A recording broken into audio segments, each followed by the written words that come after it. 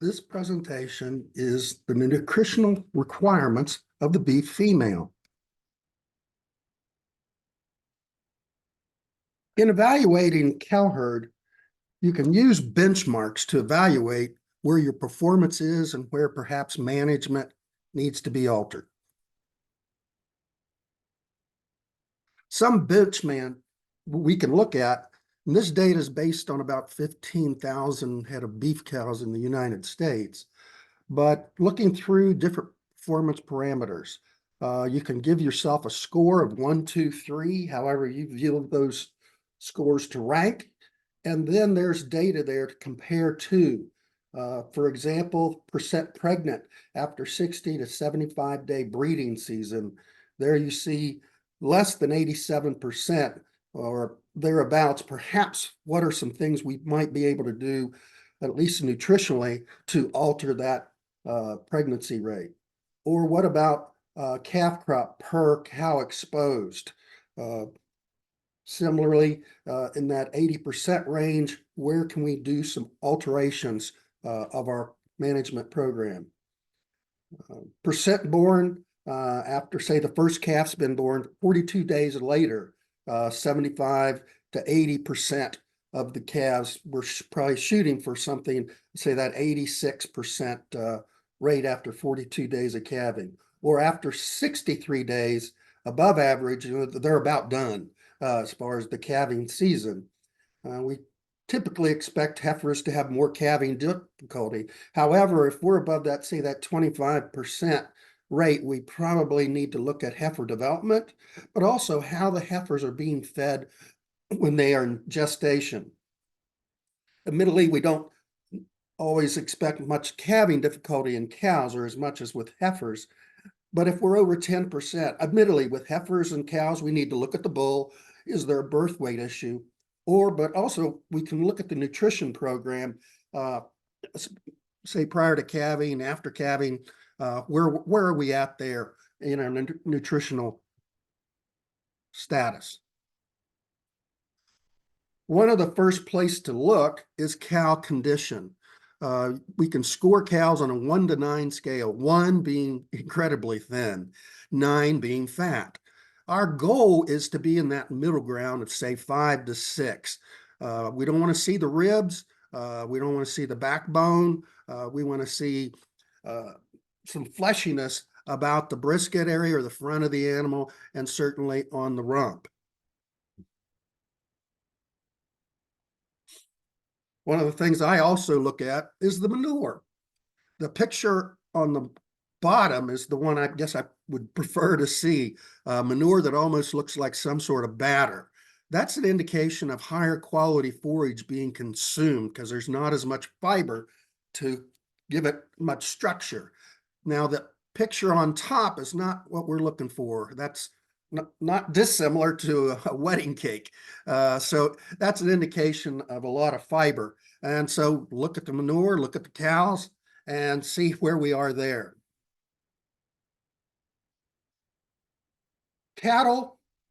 Cows change their nutritional requirements 4 times in the year. So there's different periods. Period 1 lasts about 82 days. That's from calving to getting bred.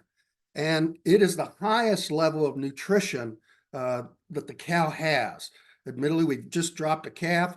Milk production has begun. It peaks at about 60 days, starts going down from there. But nevertheless, from calving to breeding, we need to have high quality feeds available to this cow for her to continue to breed, but also breed on time. Period 2, we're from getting bred to the weaning of the calf. In the United States, we wean at about 205 days. So this period 2 is around 120 days. Typically, these animals might be out on grass, the calf at side. We also need to look at udder conformation.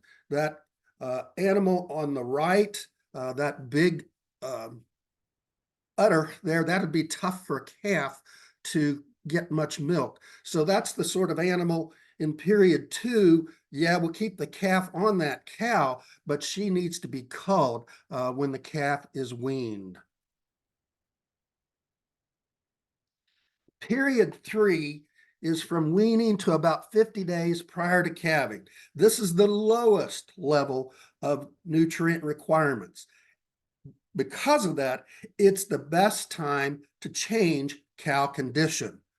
Now, we need probably 40 kilograms to effectively move a cow one condition score. So if she's a 4, we need to put on around 40, 50 kilograms. And this is a time to take advantage of that. We can use some rougher forage. We got to increase condition, but let's say the cows are in great shape. This is a great time to use some of our lower quality forages. We don't want to starve the cows because we'll lose condition, but also it's part of fetal programming. The fetus is, we have a breeding, an animal that's bred, but we need to be mindful of the fetus as well.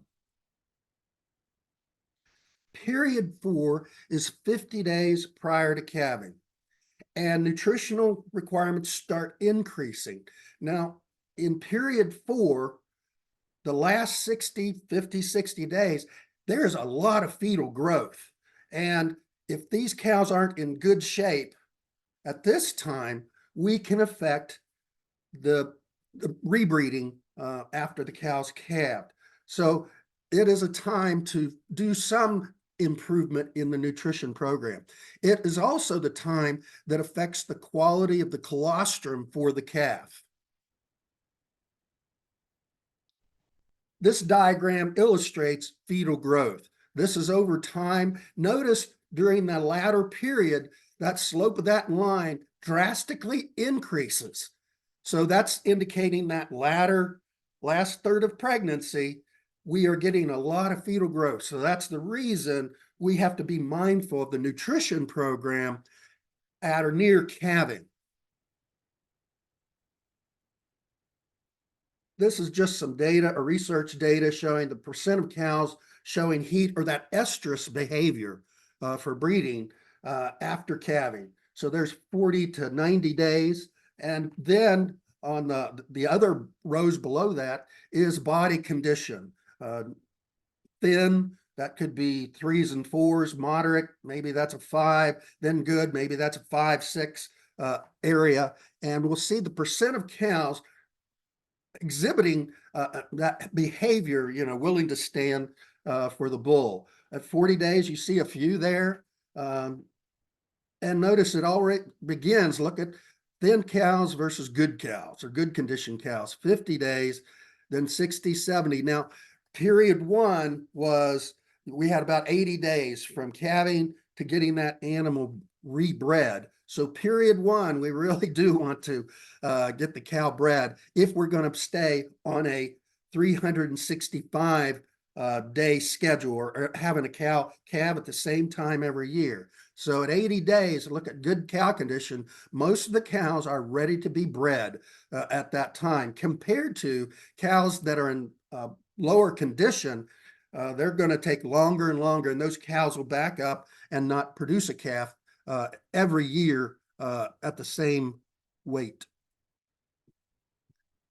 Similar data, but looking at it at a different point. Parity is how many calves they've produced. So 1 calf, 2 calf, 3, and there you go on down to 8 calvings. And look at body condition score, less than 3, 4, and 5. And you notice it's really important to get those young animals started right. So when they're in good condition, that cow or that heifer, about 90% of them were producing a calf. And in relative terms, it's kind of easy to get that heifer grown out and get her pregnant on that first calf. Really, I find it harder to get the cows, that heifer rebred. A lot of times we think after a heifer's had her first calf that she's a cow. She really isn't. She is still growing after that first calf. There you see a slight drop. Look at 4 and 5 in their performance, and over then all those different condition scores. So we really need to pay attention to those heifers after they've calved for the first time. Maybe not put them in with the regular cows quite yet, not until after they've had the second calf. there you see reproduction as the cows get older, that's going to happen. But even there in good condition, look at the 8 calvings, the 37% versus 89%. So nutrition can be quite important. This is looking at some of that calving for a herd, and from an economist's point of view. And what we have are cows that have produced a calf early. That's great, but we don't always, plan on that. Then there's the first group, say the first 21 days of the calving season. And this is a profit index. So those cows that calved in the first and second 21 days, cows, cycle every 21 days. So those animals are heavier. Therefore, you have a higher profit. And then gradually goes down third and fourth. And I know I had worked with an economist, and he pointed out to me, even though you produce a calf, that's not always profitable, in that the calves that were born early, great, first, second, that cow is paying her feed bill plus making you a profit. In the third and especially the fourth, yes, there's a calf, but they may not be producing or covering the cost that they have in feed and health products, all that sort of thing. And those are also, some of those cows are going to breed late and continue to do so. So you have to think, what is your target? Legitimately, I put one down here. Maybe that's not your target, but having, say, 60% of the cows calving on that first estrus or first breeding, and then it gradually go down. I realized, you never quite get away from some of those late calvers, but those could be the ones that you eventually cull. This is back to that period 4. This is some research showing the last 30 days prior to calving, the implications of the nutrition program after calving. Now, the cows, as you see, 30 days before, one set of cows were on a relatively high nutritional regime or meeting their requirements. Whereas the other set, the low, they were being intentionally fed at a below requirements. Now, all these cows were fed the same after calving, but we're just focusing on that period 4, the latter part of gestation. There you see, look at the difference in calves born alive, 100 versus 90%.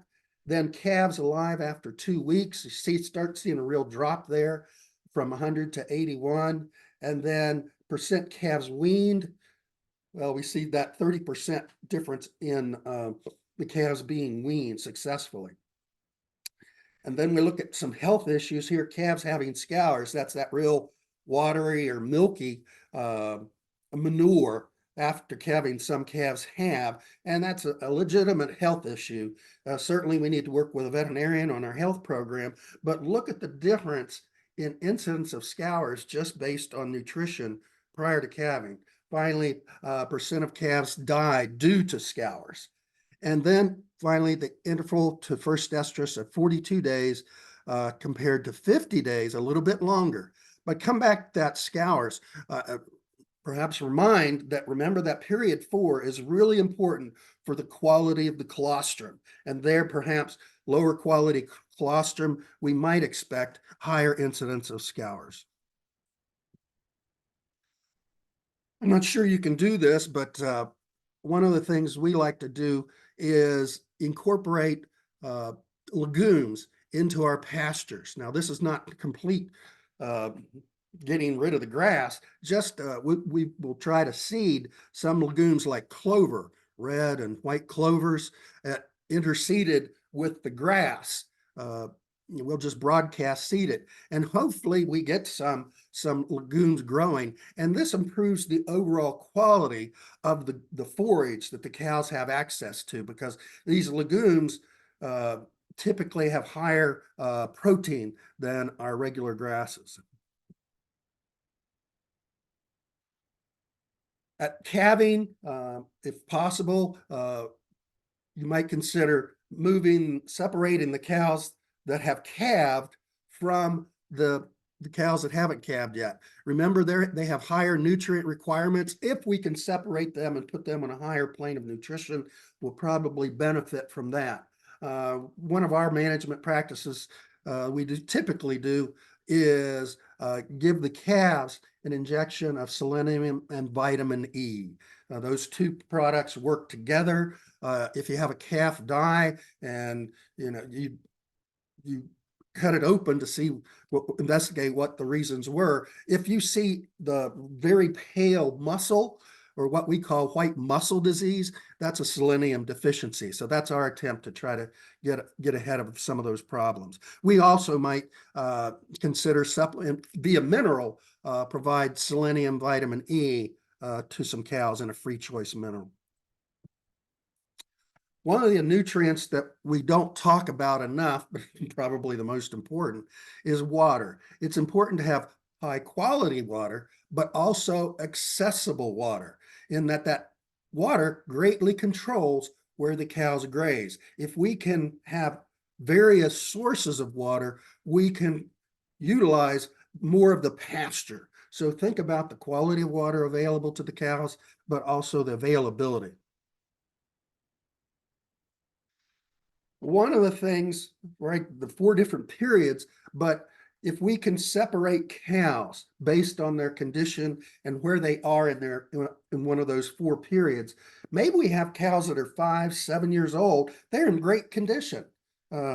Maybe they don't need a lot of attention, as it were. But then there are those pregnant yearlings. Remember that even after they have a first calf, that second calf is still very important to us. Or maybe we got some old cows that are still very viable, but they can't quite compete with those cows that are 5 and 7 years old. So maybe they get a little added attention. And then the herd signers separate them from the herd. Now, I know some people just leave the bull with the cows year round, but I come back to the statements about those different periods. If we can feed the herd, if they're all closely in those same periods, we can change the nutrition program to meet those needs. This is a slide on stored feed. Sure how many of you utilize that, but in case you'd have stored feed, it's important not to waste it because of the cost. There's looking at small square bales in a rack, large bales in some sort of rack or ring, and then providing large sums of stored feed with really no protection around it. Say, put it out in piles. So if we take out enough feed for one day, they waste about 12% of it. And that's similar to that bale ring or bale rack. However, if you put out a pile of feed, stored feed enough for 4 days, you just go out there every 4 days, but you put out a bunch every 4 days, they waste a lot of it, up to half of it. Use it as bedding and whatever, tromping on it. Unrolling possibly, but anyway, we have to have some sort of controlled access to stored feed so we're not wasting so much of it. This is just another version of that. This is using fence. We have stored feed that happen to be bales. And in the picture, you see a bale in a bale ring. If you don't have a bale ring, you might be able to use fencing and gradually let them have a few bales at a time. And that way you can somewhat reduce some of that feed wastage that is occurring. The bottom picture is unrolling a bale, trying to so they don't waste as much. Some people chop or cut the stored forage, and that increases surface area so the rumen bacteria can get there and digest it a little bit more quickly. However, that does require labor and it is an added cost. So you probably have to balance that versus leaving it in long form.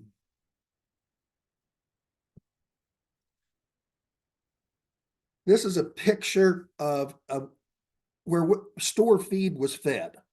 And it was over a long period. And that's where the cows located themselves with that feed. And there's nothing really wrong with that, except we don't want to do it in the same place every year, in that you have a soil bank or a mineral bank, because that's where all the manure is. And that manure is a valuable fertilizer. So if we can move it around, this feeding of stored feed to different locations, we're moving around our fertilization.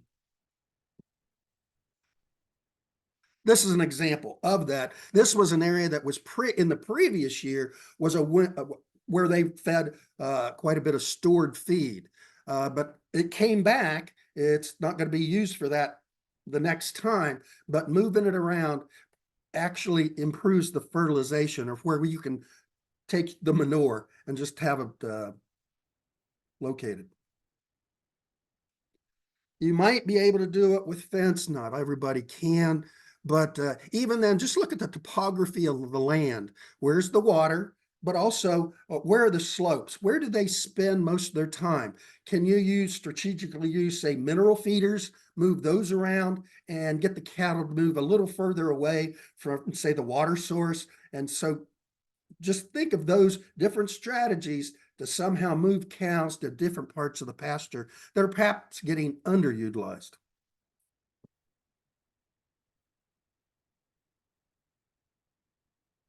If you're going to feed some sort of concentrate, I guess I'm a fan of some sort of feed trough, so they don't waste as much feed. We do some of this feeding on the ground with electric wire, but I can't say it's my go-to system because I just worry about the cattle tromping stuff into the ground. If I'm going to feed on the ground, I like to use big particles. There's some alfalfa cubes that are, as you can see, rather large in size, and less of a tendency of the cattle to tromp those into the ground. The lower picture is soybean meal that's been in big pellets. Now you can go to the probably feed store and get smaller pellets that you typically would say feed the calves. But if I'm going to feed on the ground, I like to use things that have some size to them. It's kind of interesting how cattle use energy or the various nutrients we provide. Now there you see the visceral organs, the liver, the GI tract, heart, kidney only comprise about 6% of the total weight of these animals, but use 50% of the energy. So it takes a lot of energy just to maintain a cow. Whereas muscle is 41% of the body weight of a beef animal, but that's only using 23% of the energy. So a lot of times we talk about cow efficiency, so we probably need to talk about, or at least be cognizant of, where cattle are using the various nutrients we provide to them. If we're going to supplement, if forage intake is greater than 1.75% of body weight, we may not need to supplement. In fact, if we do, cows might like that, but we use that and not utilize the forage that's out in the pasture area or wherever what we're providing. However, if forage intake is less than 1.75% of body weight, some supplementation can actually increase the amount of forage they consume. This is a study exemplifying that. We have one group of cows that are unsupplemented. The other cows were supplemented with a protein supplement. Now, the forage crude protein is 5%, relatively low. That's below the cow's requirements. And forage TDN, that's a system of energy, total digestible nutrients, and you may be using joules to quantify energy level of your feeds, but energy is energy. That's the only difference there is the units that are being used. Now, the crude protein supplement that was fed was 42% crude protein, and the TDN 76. If you think about 100 and 0, that's higher on the scale of energy in the supplement. Now, this is in pounds, but you could think of it as like a kilo, but supplement intake was fed about a kilo of supplement, maybe a little less than a kilo of this supplement. And there we can see some difference. Forage intake without any supplementation was 16 pounds. Whereas when a supplement was fed, that actually in the supplement being the kilo increased the amount of forage fed. And then the next level is 1622. That's including the supplement, so total intake. But I come back, notice how a supplement actually increased 30% the amount of forage that's being consumed. And the total crude protein in the diet, 7.9. 8% is about the bottom line. That's virgin on deficiency, bottom line, but we might be almost meeting the requirement of that beef cow with a little bit of supplementation. To explain that increase in forage intake, we need to think about what is actually digesting the forages in a cow. And it's not the cow itself. It's the rumen bacteria, rumen protozoa, little microbes. That's how, obviously, they are able to eat grass, and it's a viable feed for them and not for us. Well, you look at the crude protein level there on the baseline, and then you see dry matter intake on the vertical line. As we increase the protein, this is not necessarily supplementation, but higher quality forage, we increase the number of bacteria, protozoa, the microbe population increases. And that, the more you have of those microbes, that is more digestible. They're digesting more forage, therefore the cow can eat more. Now, there are limitations out there. I certainly like, something around 10%. That works very well. I don't need the total diet of a cow to be 15 or 20% crude protein. That's almost like pure alfalfa or pure legume. That's almost treating them too good. So it is important to have adequate nutrients, or crude protein, so we can maximize our intake. This is looking at a high energy supplementation, not necessarily protein, but using some energy. And there's a law of diminishing returns. I'll put it that way. The supplement rate was in pounds, 0.74, but it gradually increased. So the bottom one is, say, around 2 kilos.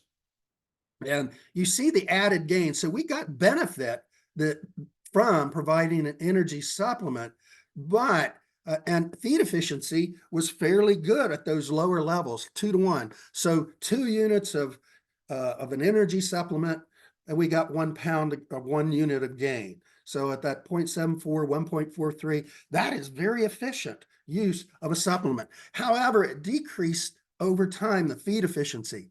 And kind of back to that previous slide, there are different microbes that digest grains and different microbes that digest forages. And the rumen pH is starting to drop, and we don't have the ideal environment. So if we're going to supplement energy to beef cows, we can, but we're going to probably use that at lower levels to optimize feed efficiency. This is, once again, here's a high energy supplement, corn. Very high energy, the protein's only about 9% in corn, whereas soybean hulls, now we're not talking about soybean meal, the soy hulls is the flaky little papery stuff around the soybean bean, the bean itself. So this is a byproduct. If you can find soy hulls, they work really well in forage-based diet as an energy feed. So we look at digestibility, the hay organic matter, that long word, but digestibility. Notice, like that previous slide where we had reduced feed efficiency, as we increased energy, the same thing is happening here.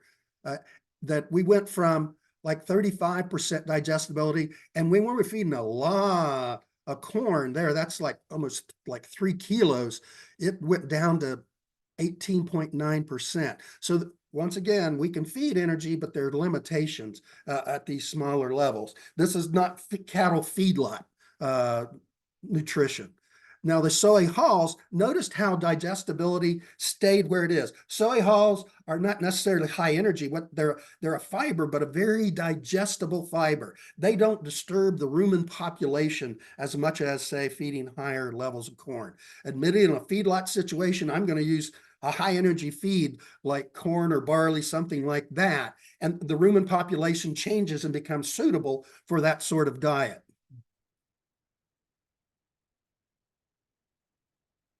providing supplements to animals, there's a kind of a regime. If there's protein level of the supplement, so 14, that's not real high compared to, look, high protein, 30%. Soybean meal would be around 40% crude protein. And I just mentioned a digestible fiber over there.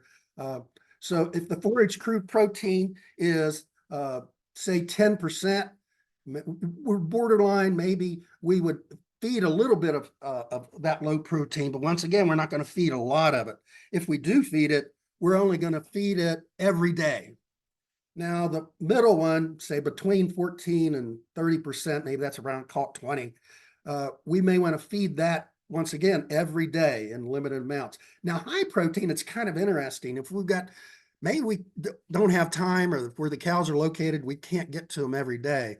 Maybe every 3 days or 2 days, you can double up, triple up, as it were. And actually, performance is fairly similar in this situation. Admittedly, I'd like to have enough bunk space or limit access so they don't waste it. But a digestible fiber, we can use that, but you have to feed that every day. Protein gets digested in different locations. There are 4 compartments. Some people say 4 stomachs, but let's call it 4 compartments in that GI tract. So we have the feed comes down the esophagus, lands in the reticulum and the rumen, and that's where the bacteria, the protozoa, the microbes, where all that sort of digestion occurs. The microbes consume the forages, and then the cow absorbs that microbial protein and energy. The oomacum is more for, say, removing water from all the GI tract. There's a lot of fluids in the reticular rumen. The abomasum is like our stomach. That's an acid stomach. The rumen pH in the reticular rumen is probably around a 7 or a 6. It can get as low as 5, say in a feedlot diet. We don't like to get much lower than that. But in the abomasum, we can be in like pHs of 3s and 2s. So acid digestion can occur there. Then there's a second place that protein can be absorbed, and it's in the small intestine. And we call that bypass protein or undegradable intake protein. So we have degradable intake protein, and we definitely need that to remember the microbes, remember how that increased their intake. So we need that, but also there are feeds that are undegradable, and this can be very efficient to optimize the use of those. One of those products is distiller's grains that gets a lot of its protein gets moved to the small intestine area to be absorbed. Well, this is a Boyles best calf starter. I just made it up. Typically, you can get some of these supplements in a bag. This is around 25 kilos, 50-pound bag. And then there's some sort of feed analysis on that bag. And it may list, it has crude protein content and whether some of it comes from non-protein nitrogen. That is urea. And we can use urea as a source of protein in ruminants. So the microbes take that nitrogen and build proteins. We can't do that, but they can. There may be some other things on that on the label, or you can check with if you go someplace and they have a feed mix, you could ask them their recommendations on how to feed it. This actually at the bottom you see has a medicated feed, then you have to feed it exactly to have the proper dosage. But there may have, once again, they may have some recommendations on how to utilize their commercial feed.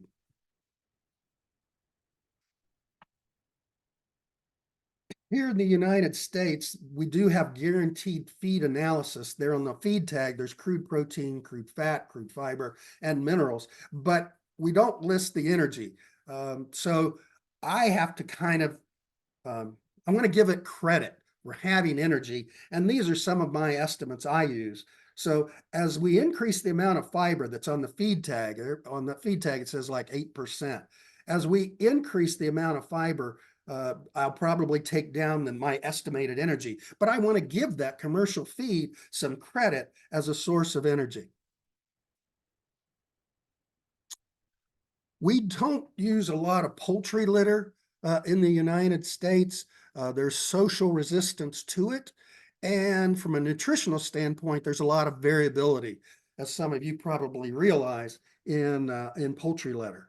Uh, it's safer to use as a protein supplement. Now, typically, that's going to be 2-3 kilograms of this product, not 8 or 10 kilograms of poultry litter. The reason being is that variability. Poultry litter can commonly have high levels of copper, and you have to be careful about toxicity. And the high potassium poultry litter can interfere with magnesium absorption. That's where we worry about what's called grass tetany, and that's a deficiency of magnesium. Cattle can suddenly die. They might dig up the grass. If you find a dead cow, they've dug up the grass around the dead animal. That's that tetany. Their muscles just went into shock and are moving. So that's a sign of that. But anyway, those are some, if you're going to get on poultry litter, be aware you don't want to stay on it for longer periods of time. And that's, once again, I don't want to say I'm an expert there. You might have tubs available to you. The intake is controlled on how hard this mixture is. So it's relatively hard. The cows will lick on it, they'll chew on it. They're very convenient. You can just take them and put them out in the field, and that might be another one of those tools to get cows to move around the pasture. Now, the one caution here is if you've got thin cows, I don't expect these to be a whole lot of benefit as far as changing body condition score. But if you've got some cows that are in pretty good shape, but they're going to benefit from a little bit of a supplement, this is an alternative. They're convenient, but typically cost per unit of nutrient like protein is higher in these. So you pay for the convenience.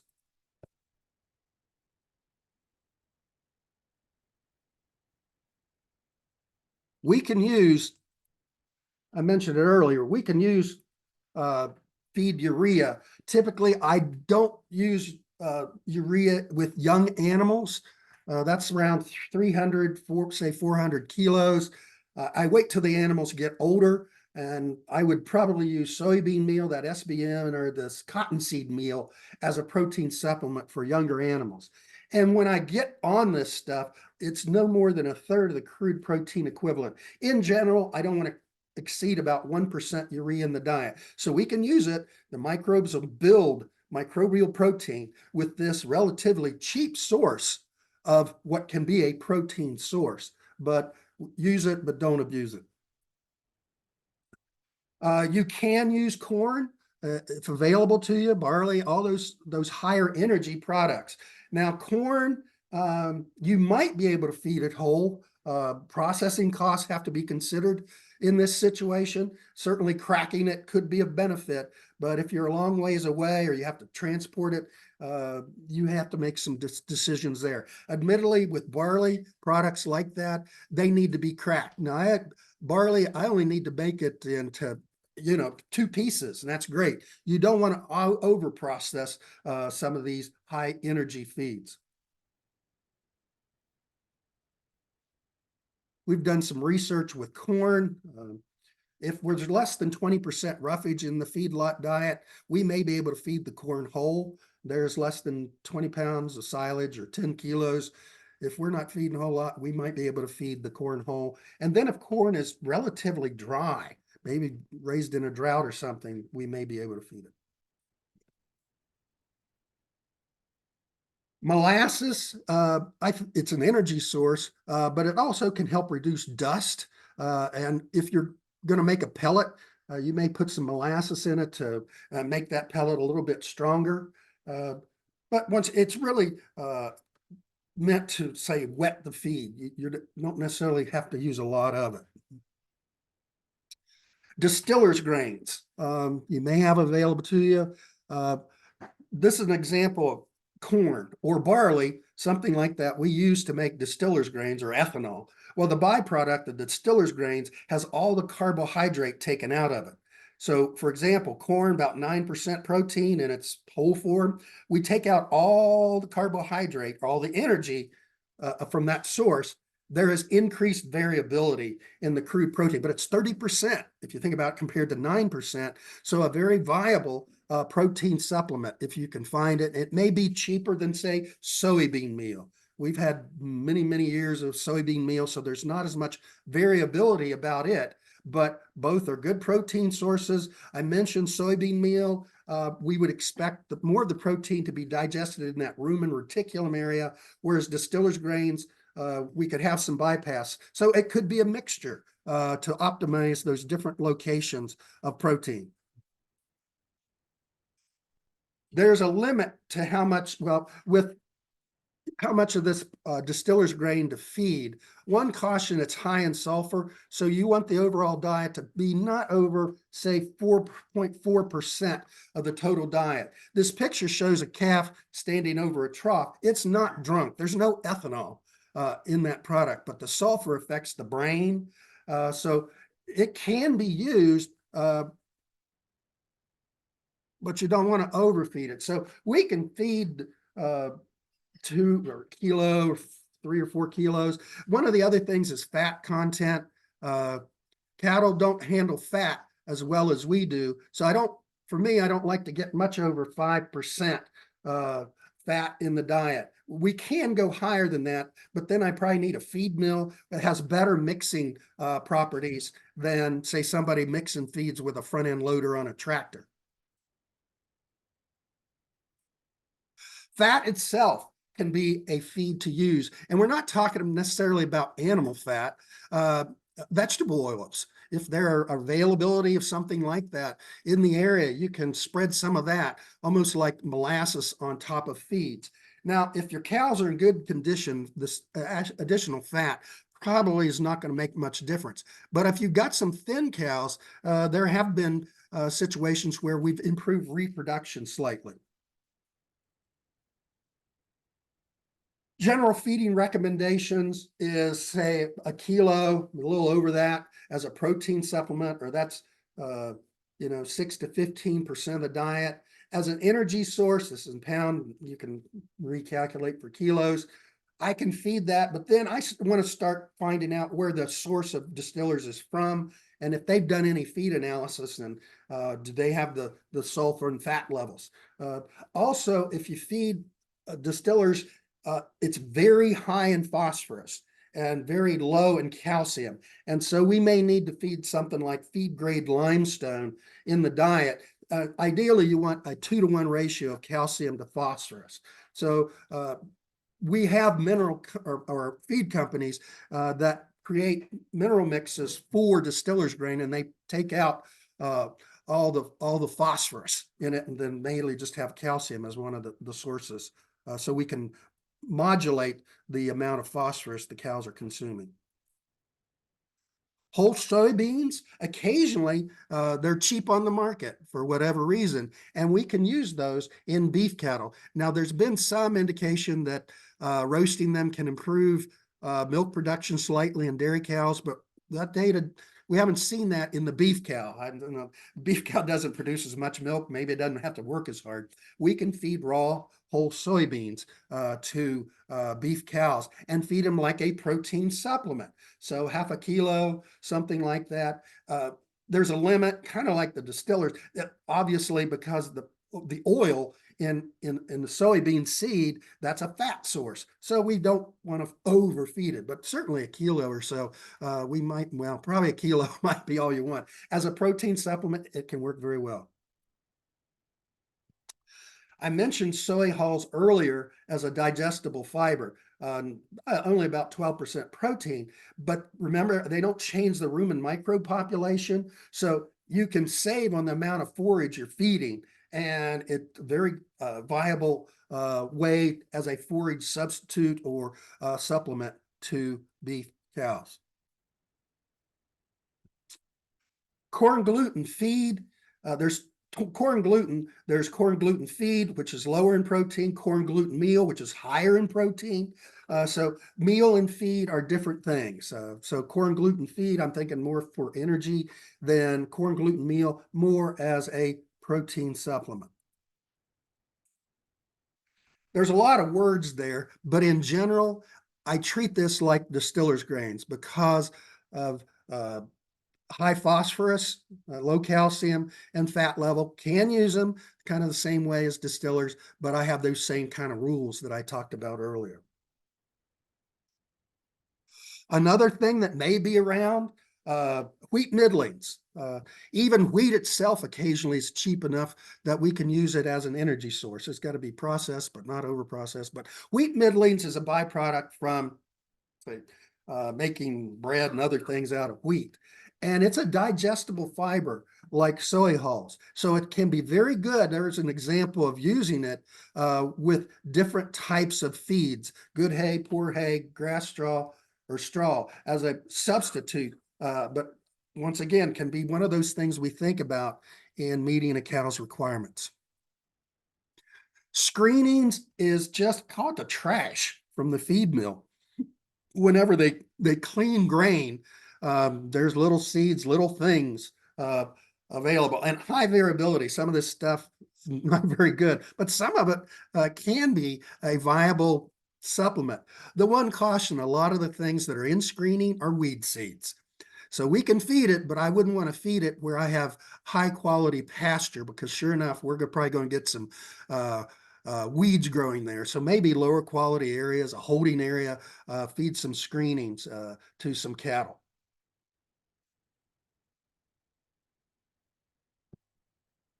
So there's all sorts of different supplements you can think about using. And there, we didn't discuss all those possible feeds. You could check with some of your feed companies and see what options they have. I've been known to feed cookies, in fact. So there are all sorts of interesting alternatives.